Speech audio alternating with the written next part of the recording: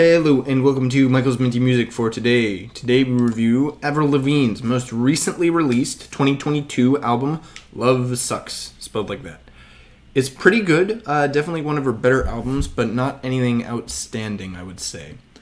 This is the track listing, and these are the tracks I added to my playlist, 8 out of 12, so 75%.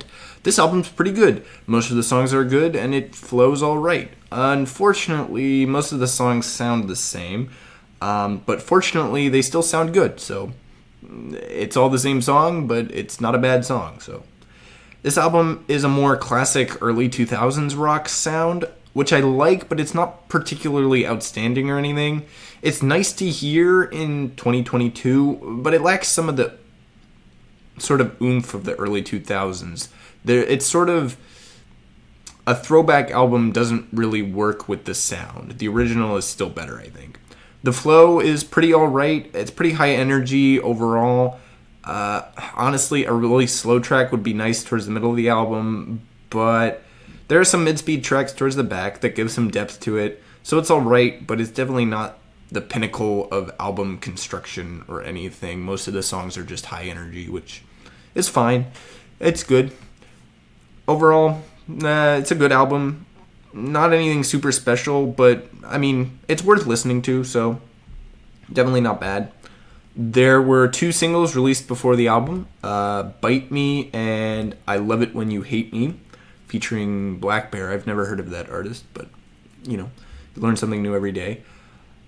I don't think any of these songs have made it onto the radio yet, but I don't listen to the radio very much anyway, so I don't know. At this point in time, maybe something on here is on the radio, but I don't know.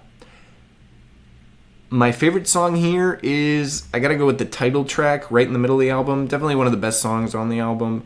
I also really liked the opening track, Cannonball, and towards the end of the album, FU was good. But I think I gotta go with Love Sux as my favorite song here. I rank this album 3rd out of all of Avril Lavigne's albums, and that completes her rankings, by the way, so that's pretty nice. I think this album is a similar quality as her previous album, Head Over Water, but it has a more consistent sound and thus comes together slightly better. Head Above Water is a lot more musically diverse, but I think Love Sux is just a little bit better in its consistency.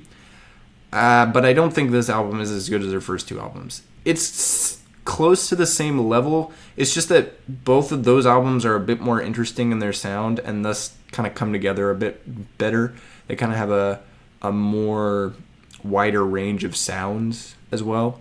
And they have as good songs as Love Sux, but they have wider. So I think those are both better.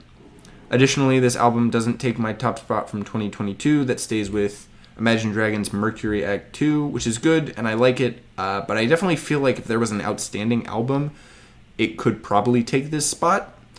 Unfortunately, Love Sux is not outstanding. It's good, but it's not outstanding, so I'm going to let Imagine Dragons keep it for this year. Next up is Pink's 2001 album, Missundaztood, spelled like that. It's pretty good. It's her second album, and it's her first good one, in my opinion. So an interesting review for sure. Stay tuned for that, and as always, stay minty.